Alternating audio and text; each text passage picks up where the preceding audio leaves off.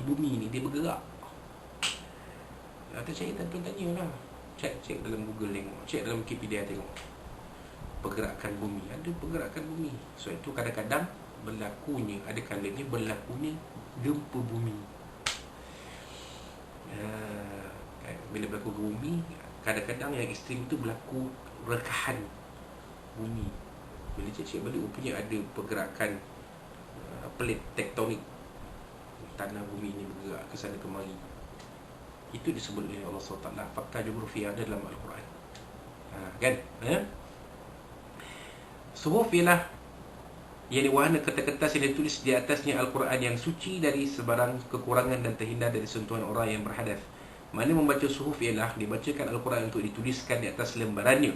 Diriwayatkan dari Imam Ja'far As-Sadiq radhiyallahu anhu, katanya Rasulullah SAW membaca Al-Quran sekalipun baginda tidak boleh menulis. Boleh jadi ini adalah antara mukjizat baginda.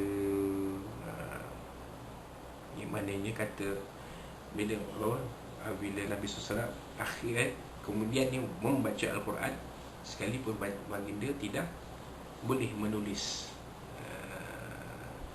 Nabi boleh membaca Al-Quran, diajar oleh Jibril alaihissalam. Sebab pada asalnya Nabi menegaskan, menyatakan di hadapan Jibril, ma'ana biqari'in, pada hari turunnya wahyu pertama Al-Quran pada malam 17 Ramadan tahun pulagan hari Wira, yang mana kita sebutkan dalam kupasan-kupasan surah Al-Qadar sebelum ini. Tapi akhirnya kemudian Jibril mengajar Nabi membaca Al-Quran, dan Allah Ta'ala perintahkan warattilil Qur'ana tartila. Surah Azim. Dan Nabi bacalah Al-Quran itu dengan tartil. Tartil ini cermat, teratur, tidak kelang kabut, tidak gopoh. Itu dia. Jadi kita baca Quran ni jangan gopoh. Macam saya sempat tengok semalam satu video imam jadi imam tarawih, baca Fatihah, ini bacaan yang gopoh. Jadi bacaan tu tidak sah, Fatihah tak sah, sembahyang tak sah. Jadi baca Quran ni mestilah tartil, mestilah teratur, kan?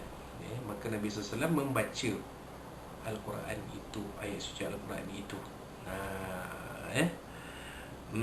walaupun Nabi SAW tidak boleh menulis, kerana itu adalah mukjizat baginda. Baginda boleh membaca tanpa belajar membaca. Itu dia tuan-tuan. Itulah mukjizat Nabi SAW salah satunya. Yang ketiga, ayat yang pertama lam yakun, menegaskan bahawa sebahagian ahli kitab adalah kafir dan sebahagian lain beriman dan tidak kafir. Sebenarnya orang musyrik tidak boleh dibuat pembahagian seperti ini. Mereka semuanya kafir. Kerana perkataan min di sini bukan bermaksud tabi'ir, ini sebahagian, bermaksud sebaliknya, bermaksud tabi'in, penjelasan. Sebagaimana firman Allah SWT, A'udzubillahi fajtanibur rijsa minal awthan. Maka jauhilah orang syirik seperti penyembahan berhala. Itu dia. Jadi lam yakunil lazina kafaru min ahlil kitab. Jadi disebut maksud min ahli kitab tu maknanya sebahagian ahli kitab itu kufur sebenarnya, dan sebahagian tidak. Orang musyrik, wal musyrikina, tak ada pula disebut wa minal musyrikin, wal musyrikina, mana orang musyrik semuanya kafir. Itu dia. Kerana min di situ, min pada musyrik itu adalah penjelasan bahawa ini sebenarnya orang-orang musyrik itu bersama dengan sebagian ahli kitab Yahudi Nasrani yang kufur pada Allah SWT. Firman Allah SWT mafhumnya, yakni ahli kitab dan orang-orang musyrik, yakni al-bayyinah, penjelasan kepada kafaru. Maksudnya orang kafir terbagi pada dua kumpulan. Sebagian mereka adalah ahli kitab serta orang yang menyamai mereka seperti majusi. Sebagian yang lain pula adalah musyrikin. Itu tuan-tuan, jelas kat situ. Maknanya ahli kitab, sebahagian daripada ahli kitab ni kufur, termasuk jugalah golongan Majusi, Majusi. Itulah Nabi Rasulullah hadis menyebut tentang 3 golongan ini. Apa dia? Hadis Nabi SAW yang kita biasa dengar, kullu mauludin yuladu 'ala al-fitrah. Setiap yang lahir itu dilahirkan suci bersih. Fa abawahu yuhawidani aw yunasirani aw yumajjisani. Maka ibu bapanya lah yang meyahudikannya atau menasranikannya atau memajusikannya. Fa abawahu yuhawidani aw yunasirani aw yumajjisani. Kerana agama Majusi ni pun, kata pakar perbandingan dengan agama, asal-asalnya juga agama Allah, tapi sudah tersesat dari menyembah Allah kepada menyembah api. Itu dia. Kerana dalam kitab agama Majusi ada menyebut tentang akan lahirnya Nabi akhir zaman, sama juga seperti apa yang dijumpai dalam kitab agama Hindu dan agama Buddha. Itu dia. Wallahu a'lam. Perkataan musyrikin adalah sifat kepada ahli kitab kerana orang Nasrani percaya kepada Trinity. Musyrikin itu pun sifat ahli kitab. Sebab kerana apa? Orang Nasrani, orang Kristian percaya kepada Trinity, Tuhan 3 tadi yang kita sebut sebelum ni. Tuhan satu dalam 3, 3 dalam 1. Dan keseluruhan orang-orang satu dalam 3, 3 dalam 1 ni, maksudnya kita yang kita dimaklumkan ialah tiap-tiap satu Tuhan itu, Tuhan Bapa, Tuhan Anak, Roh Kudus ini bercantum jadi Tuhan yang satu. Lepas tu 1 dalam 3 ni, tiap-tiap satu tu Tuhan Bapa, Tuhan Anak, Roh Kudus ada sifat ketuhanan. Tu jadi peninga. Dan keseluruhan orang-orang Yahudi adalah musyabbihah, yang menyamakan Allah dengan sifat-sifat makhluk. Jadi orang Yahudi ni, kenapa agama mereka jadi agama sesat? Kerana mereka akhirnya menyerupakan Allah dengan makhluk. Dia kata Allah Ta'ala ada tangan, Allah Ta'ala ada kaki, Allah Ta'ala ada muka, ada mata, ada telinga. Itu sama macam makhluk. Dan ini kepercayaan dibawa masuk dalam ajaran Wahabi. Ini yang berbahaya, tuan. Yang Wahabi dia percaya kata Allah telah ada atas langit.